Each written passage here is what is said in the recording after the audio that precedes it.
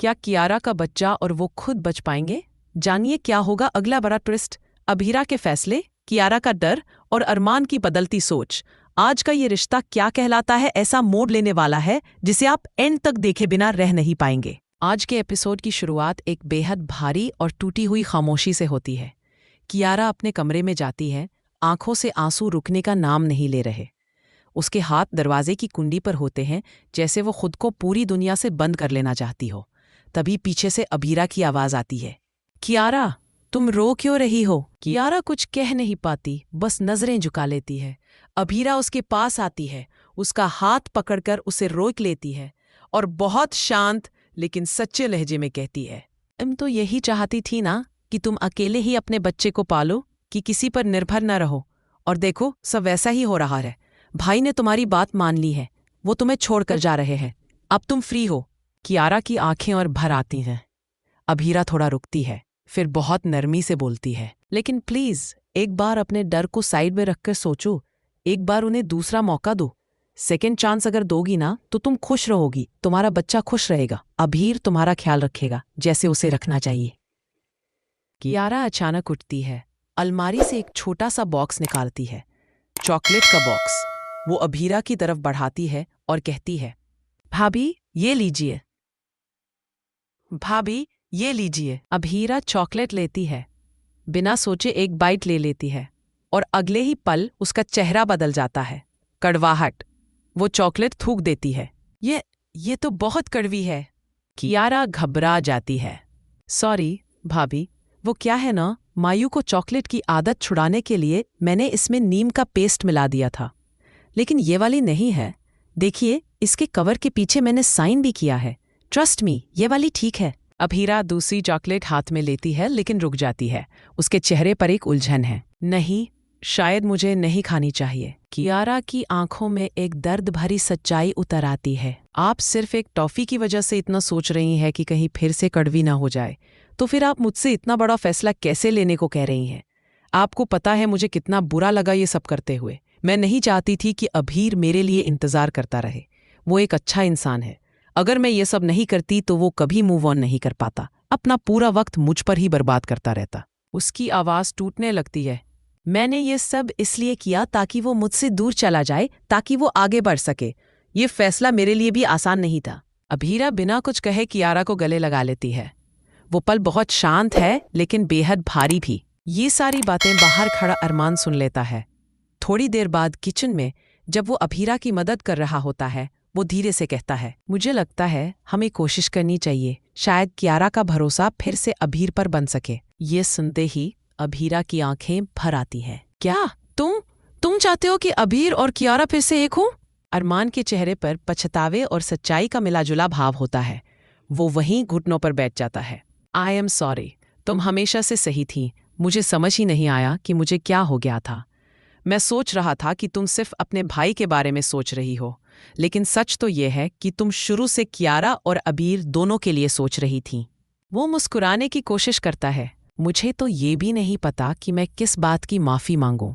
मैंने गलतियां ही इतनी की हैं। अभीरा हल्की मुस्कान के साथ कहती है, ओ खड्डूस मैन, मैंने तुम्हें माफ़ कर दिया। अरमान हैरान हो जाता है। इतनी जल्दी? और ऐसे बात कर रही हो जैसे हम कोई परफेक्ट कपल हों।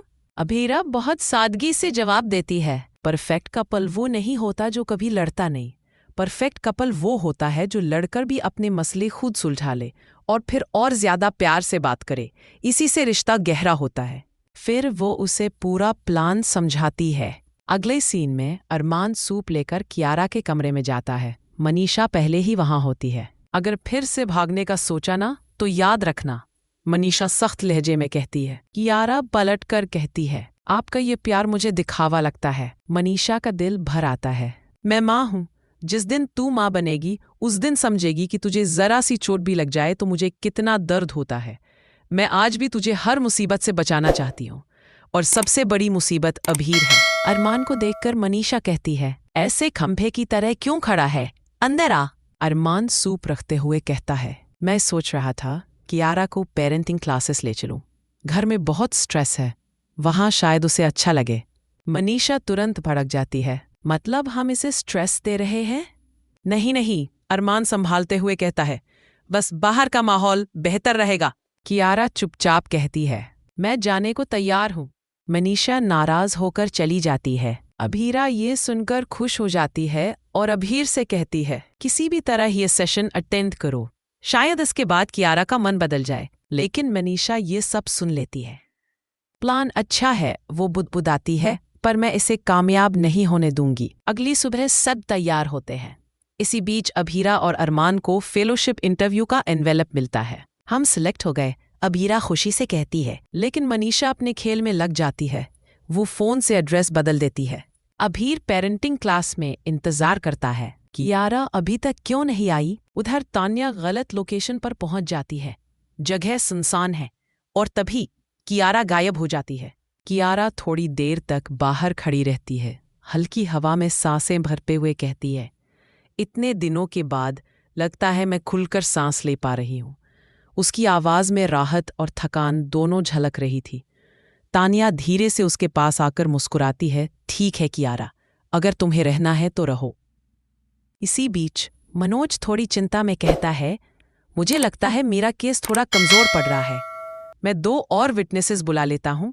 हनुमान बिना किसी झिझक के जवाब देता है, नहीं, इसकी ज़रूरत नहीं है, तुम्हारा केस पहले से ही बहुत मजबूत है। उधर ईरा किसी तरह बहाने बनाकर वहां से निकलने में कामयाब हो जाती है। फ़ोन लगाने के बहाने वह वहां से बाहर निकलती है, लेकिन जैसे ही तान्या उसे देखती है वह परेशान होकर पूछती है, अभीरा ये कौन सी लोकेशन भेज दी तुमने? यहाँ तो कुछ भी नहीं है, बस सुनसान रास्ता है। ईरा हक्का बक्का रह जाती है और फ़ोन चेक करती है। तभी उसे समझ आता है कि उसका भेजा हुआ एड्रेस किसी ने डिलीट कर दिया और कोई और उसे बदल कर भेज चुका है। ईरा घबराकर तानिया को कहती है, एक काम करो, आज का प्लान कैंसिल कर देते हैं। भाई वहां पहुंच चुके हैं, आप लोग भी घर लौट आइए। उसी समय भाई का फ़ोन आता है। ईरा जल्दी से फ़ोन रखकर भाई को सारी बातें समझाती है कि गलती से वे किसी अनजान लोकेशन पर पहुंच गए हैं। इसी बीच ईरा कियारा के रास्ते में मनीषा को देखती है और जल्दी से फ़ोन काट देती है। मनीषा घबराकर पूछती है, क्या हुआ, तू अपने चाचा की मदद क्यों नहीं कर रही? ईरा झिझकते हुए कहती है, कुछ नहीं हुआ। इस दौरान तान्या कियारा को लेकर पेरेंटल क्लासेस पहुंच चुकी है और वे सभी काम अच्छे से कर रहे हैं। मनीषा को अब यकीन नहीं आता। वह चिल्लाते हुए कहती है, ऐसा कैसे हो सकता, मैंने तो एड्रेस सही भेजा था। वह तुरंत ईरा को फ़ोन करती है और ईरा सवाल करती है, आखिर तुमने ऐसा क्यों किया? मनीषा गुस्से में कहती है, मैं कुछ भी करने के लिए तैयार हूँ, लेकिन ईरा और कियारा को कभी भी अलग नहीं होने दूंगी, चाहे इसके लिए मुझे कुछ भी करना पड़े। तानिया कियारा की ओर देखती है और धीरे से कहती है, कुछ तो हो गया है जिसकी वजह से ईरा ने गलत एड्रेस भेजा। कोई नहीं, हम वापस घर चलते हैं। लेकिन जैसे ही वे घर लौटने के लिए कार में बैठते हैं, बाहर कुछ गुंडे आ जाते हैं। चारों ओर से घेर लिया गया तानिया और कियारा। उनके पास कोई रास्ता नहीं बचा। गुंडे तानिया को नीचे धक्का देते हैं और धमकी देते हैं, जितना भी तुम्हारे पास कैश, ज्वेलरी या कार्ड्स हैं, सब दे दो। तभी ईरा ये सब अरमान को बता देती है। तानिया डरते हुए भी विनती करती है, मैं आपको सब दे देती हूँ, बस हमें जाने दीजिए। लेकिन गुंडों ने कियारा को जोर से धक्का दे दिया। कियारा दर्द से कराह उठती है, उसके पेट पर दबाव बहुत बढ़ जाता है। आन्या जल्दबाजी में अपनी सारी ज्वेलरी निकाल देती है और हाथ जोड़कर विनती करती है, प्लीज हमें छोड़ दो, हमें परेशान मत करो। कियारा धीमी आवाज में कहती है, प्लीज मेरा मंगलसूत्र मत छुओ। आन्या ने कियारा की हालत देखकर पूरी समझदारी से गुंडों को सब दे दिया। कियारा दर्द में कराहती रही। मन जो वहां था, चाचीसा को मनाने की कोशिश करता है, लेकिन मनीषा कहती है, उसने कहा ना कि अभी से उसका कोई लेना देना नहीं है, तो तुम लोग उसे क्यों परेशान कर रहे हो? आकोज समझाती है, हम फालतू नहीं कर रहे, हम तो उन्हें पेरेंटल क्लासेस के लिए भेज रहे थे। अगर उन्हें मना कर दिया होता तो हम ये सब नहीं करते। मनीषा अब और गुस्से में कहती है, मुझे नहीं चाहिए कि तुम दोनों उसे घूमने फिरने के लिए ले जाओ, वरना तुम लोग उसे प्रभावित कर ईरा के साथ जबरदस्ती जोड़ने की कोशिश करोगे। तानिया डर और मजबूरी में गुहार लगाती है, प्लीज मुझे जाने दो, मेरे पास कोई कार्ड्स नहीं है, एटीएम कार्ड्स भी नहीं। वह पूरी तरह से डरी हुई और तकलीफ में थी। अचानक ईरा की मदद के लिए अभीर बाइक पर आता है। वो सभी गुंडों को पीछे छोड़ता है और कियारा को सुरक्षित निकालता है। कियारा बहुत ज्यादा दर्द में थी। तानिया उसे सहारा देते हुए कार में बिठाती है और हॉस्पिटल ले जाने की कोशिश करती है। तानिया का फोन बज जाता है।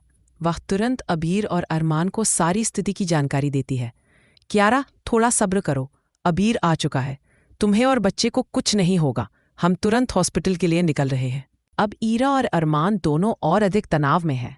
तानिया बस एक ही बात दोहराती है, तुम लोग जल्दी से हॉस्पिटल पहुंचो। घर में मनीषा, विद्या और बाकी लोग टेंशन में है। मनीषा घबराकर कहती है, अब तक कियारा क्यों नहीं आई? विद्या समझाने की कोशिश करती है कि वे लोग हड़बड़ी में आ रहे थे। हॉस्पिटल का सीन शुरू होता है। तान्या बताती है, इलाज चल रहा है, सब लोग शांत हो जाइए। अबीर भी रोता है। उसे पता नहीं था कि कियारा को पेरेंटल क्लासेस के लिए ईरा के साथ जाना था। वह खुद को दोष देने लगता है, मेरी वजह से कियारा इस हालत में है। मनीषा अंदर जाने की जिद करती है, लेकिन तान्या और अबीर उसे रोकते हैं। शांत हो जाओ, ये शहर का बेस्ट हॉस्पिटल है, उन्हें सही ट्रीटमेंट मिल रहा है, तुम शांत रहो, कियारा सुरक्षित है। विद्या अब तानिया से पूछती है, इतनी लापरवाही आखिर कैसे हुई? तानिया चिढ़ते हुए कहती है, ईरा ने गलत एड्रेस भेज दिया। दानिशा सवाल करती है, ऐसा कैसे हुआ, आखिर इतनी बड़ी गलती? अबीरा चुप रहती है। अरमान गुस्से में कहता है, तुम कभी चाची से कुछ भी नहीं बोलोगे। लोग धीरे धीरे ईरा को दोष देने लगते हैं। अरमान बस देखता रह जाता है। अबीरा सामने से कहती है, हाँ ये मेरी गलती है। काजल और विद्या दोनों भी कहते हैं, तुम्हारी वजह से ये सब हुआ, अगर कियारा या बच्चे को कुछ भी हुआ जिम्मेदारी तुम्हारी होगी। फूफा सा भी जोड़ता है, देखो तुम हमेशा लड़ने के लिए तैयार रहती हो, लेकिन इतनी बड़ी गलती कैसे हो सकती है? सभी लोग एक एक करके ईरा को कोसते हैं। अबीर हाथ जोड़कर विनती करता है, प्लीज शांत हो जाइए, कियारा अपनी जिंदगी के लिए लड़ रही है, आप लोग यहाँ सिर्फ तमाशा कर रहे हैं। अभी फिलहाल शांति से होने दीजिए, अगर कियारा ठीक हो जाती है तभी हम सब बातें कर सकते हैं। मनीषा को बहुत गिल्ट महसूस होता है। ईरा और अरमान खुश होते हैं और अबीर कहता है, लगता है हमारे घर में एक और न्यू कपल की एंट्री होने वाली है, अब सब सही होगा। अचानक फोन पे मैसेज आता है कि उनका इंटरव्यू रिशेड्यूल हो चुका है और अब सिर्फ आधे घंटे में शुरू होगा। दोनों तनाव में कहते हैं, आखिर हम आधे घंटे में कैसे पहुंचेंगे? लेकिन वे तय करते हैं, कुछ नहीं होगा, जो होगा अच्छे से होगा, हम समय पर पहुंचेंगे। कहानी का ये मोड़ दर्शकों के लिए रोमांचक और भावनात्मक है। कियारा अपने बच्चे के लिए लड़ रही है, ईरा और अरमान मदद के लिए मौजूद हैं और परिवार एक साथ मिलकर स्थिति संभाल रहा है। जुड़े रहिए हमारे साथ, और अगर आप नए हैं तो सब्सक्राइब करना ना भूलें।